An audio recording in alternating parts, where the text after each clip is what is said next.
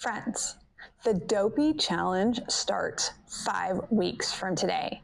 Are you ready? Have you been doing great with your training? Do you still have some questions? Or are you just here because you need a little bit of motivation to climb that final mountain? Well, you're in the right place because we are going to cover all of those things today as we count down, because it's only 5 weeks to the Dopey Challenge. If you're new to the Dopey Challenge, let me explain briefly what it is. It is a race that's at Walt Disney World. It's in the beginning of January, and it's a 5K on Thursday, 10K on Friday, half marathon on Saturday, marathon on Sunday, a total of 48.6 miles, and that is called the Dopey Challenge. Now, you can go and run each of these races separately if you're interested in doing a race at Walt Disney World, but if you do all four, it's called the Dopey. If you do the half marathon and the full marathon, it's called the Goofy. I agree, either one's goofy, but doing all four is definitely dopey. Now, lots of different people have lots of different training plans for Dopey, and we are no exception in that we have our own here at Physical Therapy for everybody. We're going to drop a link below if you want to go ahead and check that out. But I'm going to talk a little bit about who it's for today, as well as how I'm doing with that, as well as talking about what is coming up on our training program. But whatever training program you do, the important thing that I want to say if you're training for Dopey is you have got to work the training plan. So if you're watching this and you're not doing the next Dopey, but you're thinking about doing Dopey in the future, I'm going to encourage you to look around on the internet for some training plans. You can look at ours, you can definitely look at others, but you want to make sure that you have a training plan, because when you get this far into your training, you need to have a training plan that you're following, because it's really hard to continue with those miles. As you get those mileage weeks that are like 40 plus miles in a week, it's just hard to keep going, you guys. And I don't know, maybe I'm the only one who feels this way, but it's definitely helpful to have that training plan. Now, I have mine posted in my office at home, so it's actually right by where I keep my running watch as well as my running headphones. So in the morning, I get up, I can look up at it as I'm grabbing my running watch and my headphones and figure out what mileage I need to do that day. Then at the end of the week, I mark all of them off, because then I can feel like this huge sense of accomplishment. Now, some people like to mark them off as they go, and that's no problem. You do what you need to do. They also have some like really cute stickers that you can find on like Etsy and things like that, where you can mark it off on your calendar. I think that's super fun. I just didn't have room to put the calendar up. So I put up my training plan and I've been marking it off week by week. I gotta say though, it is super, super important to have that training plan, and for me to have it somewhere that's very visual, that I can see it all the time.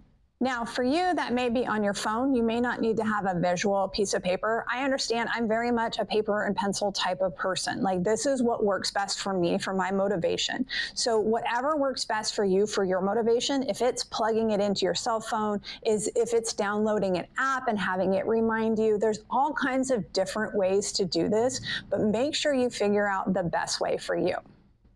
All right, so a little bit about my journey and my training plan that I created. So we started the Physical Therapy for Everybody training program already in half marathon shape, which I define as if your buddy calls you up and says, hey, there's this half marathon, I have a free entry this weekend, do you want to do it? You could say, yeah, I'll do it. You may not get your best time, you may not feel the best after you're done, but you know right now you could complete a half marathon if you really had to or wanted to. Now, with that in mind, I want to tell you our training program is still 26 weeks long. So it is still a very long training program, even though we already started at half marathon shape. And I believe that that is what has led to our success overall. You see, our training program has 3 peaks, or peak long distances, or I call them mountains. So we had a very slow ramp up to the first mountain. Then we had some rest time. Then we ramped up to a higher mountain. Then we have the third mountain where we're staying up high for an extended period of time. It's actually 4 weeks in a row that those long runs are pretty stinking long in order to get that long-term endurance to successfully complete the Dopey. You also want to make sure that your training program has a significant ramp down, because you want to be able to have some time to rest, to make sure you're properly fueled, to make sure you've got everything on board as you prepare for the actual race day. Now, have we completed that training program to a T? No.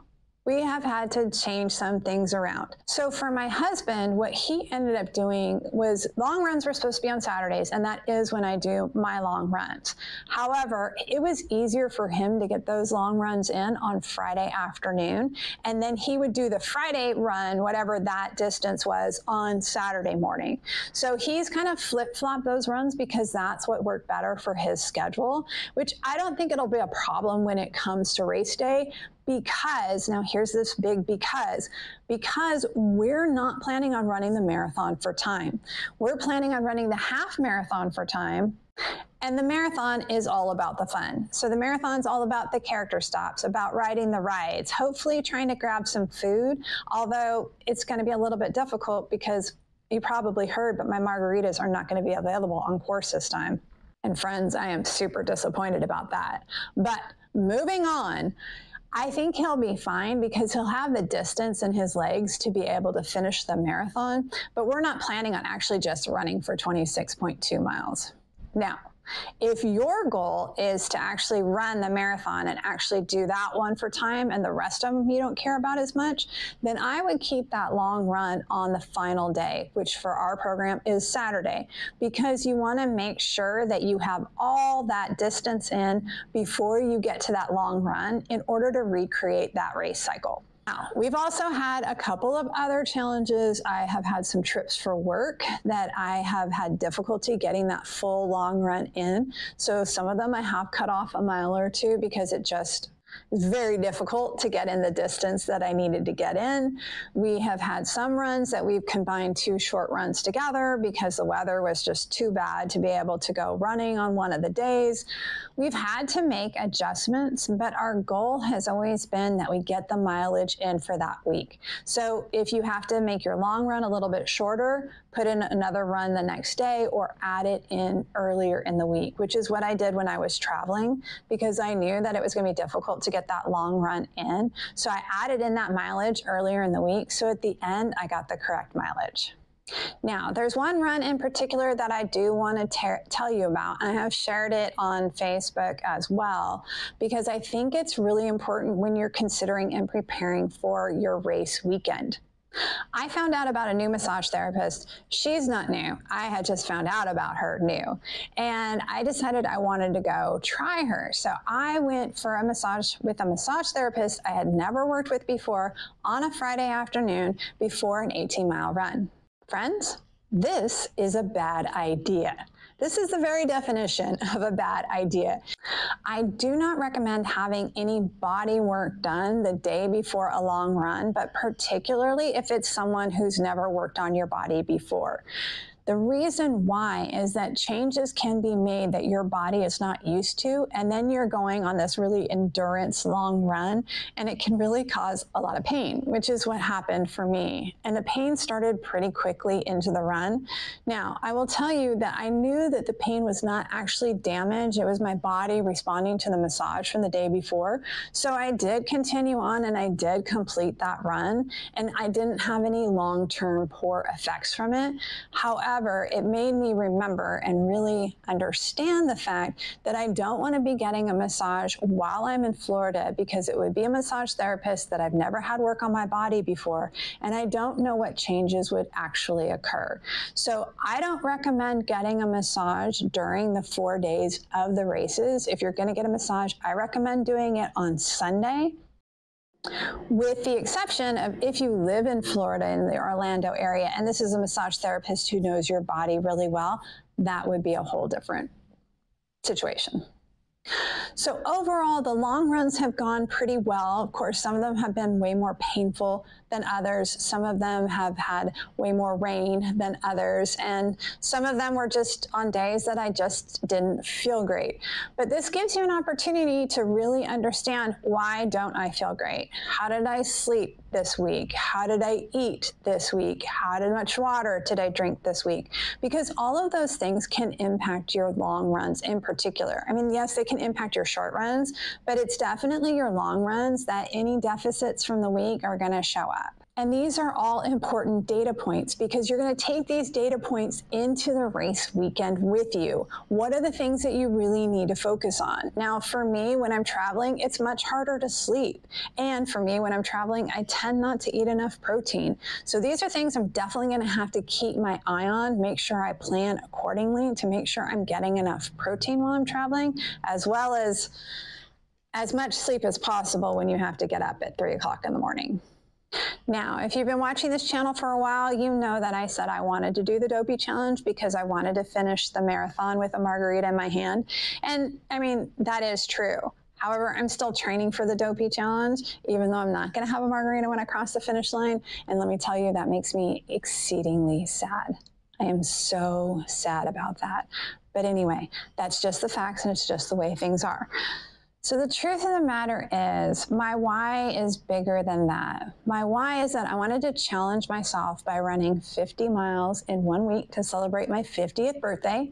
And I turned 50 just 2 weeks before Dopey Challenge 2025. So I'm super looking forward to hitting that goal and just having that milestone achievement to celebrate my 50th birthday. And the first marathon that we did was 10 years ago. So I had kind of forgotten a little bit about all the things that I learned along the journey. And that, my friends, is really the important thing. You see, I remember that when I run really, really long distances, my brain just totally tunes out because it's tired of listening to hear my body complain about all the pain it's in. My cortisol level decreases, not just during the run or after the run, but all during the week, which helps me be more level-headed, which is fantastic because this year has been an election year, and it has definitely been great to keep that cortisol level just as low as possible. And all of this has reminded me the importance of enjoying the journey. Yes, I am super looking forward to crossing that finish line after that marathon and having that sense of accomplishment for achieving something that not everybody does. Not everybody chooses to be fair, but not everybody does. However, I have come to really appreciate the journey and all I've learned about myself along the way, as well as reminding myself that you can do hard things. So, while we're 5 weeks out and we are in the middle of that slog, I want to remind you that you can do hard things. And I know it may not feel like you want to enjoy this journey right now, but remember the benefits that you're getting through the journey. Are you feeling stronger? Maybe your endurance is increasing. Maybe you're losing weight. Maybe your cardiovascular capacity is increasing. Maybe you just find yourself smiling more often. Maybe you're realizing how much pain your body can really endure. I would love for you to drop a comment below. If you are training for the Dopey challenge, what are you realizing on your journey?